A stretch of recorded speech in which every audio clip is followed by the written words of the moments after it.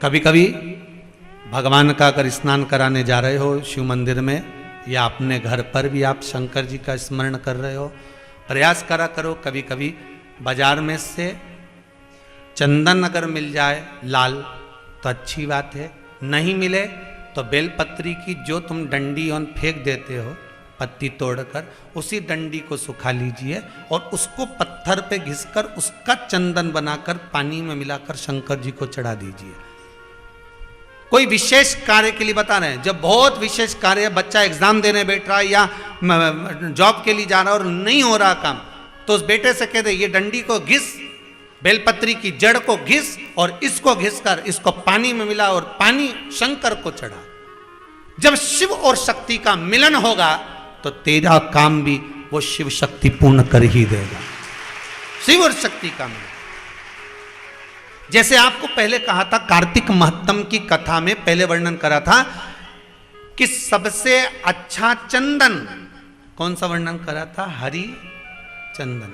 काय से बनाया जाता है, तुलसी की जड़ को घिसकर वर्णन करा था, आप लोगों ने सुना होगा हरि चंदन का।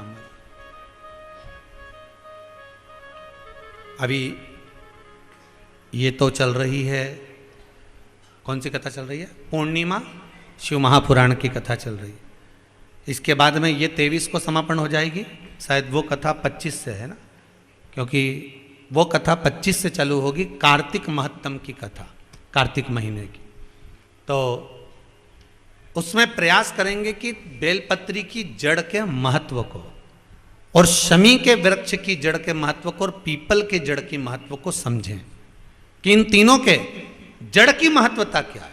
आपने अभी तक वृक्ष की महत्वता सुनी, पत्तों की महत्वता सुनी, पर इनकी जड़ की महत्वता क्या रही है, उस जड़ की महत्वता को सुनो।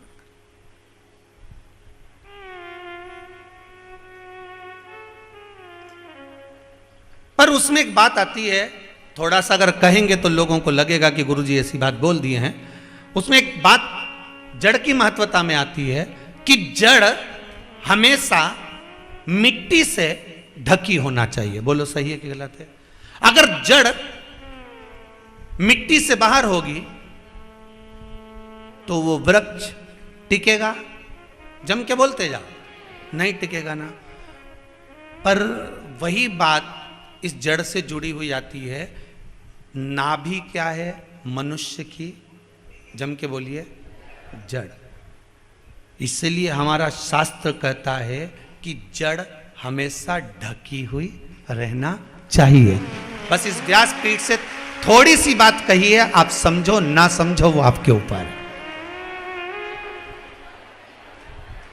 ज्यादा नहीं कहूंगा, क्योंकि कहूंगा तो व्यासपीठ की मर्यादा घटेगी, इसलिए यहां से ज्यादा नहीं कह सकता। हां, उतर कर अगर बोलना हो तो फिर बोल सकता हूं, पर इस व्यासपीठ की मर्यादा रखूंगा, ज्यादा नहीं कहूंगा।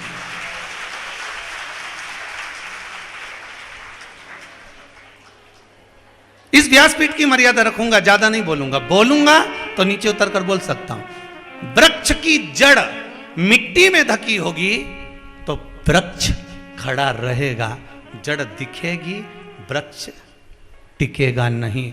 उसी तरह नारी पुरुष नाभि रूपी जड़ को ढककर रखेंगे तो कभी गिर नहीं सकते, ये पक्का।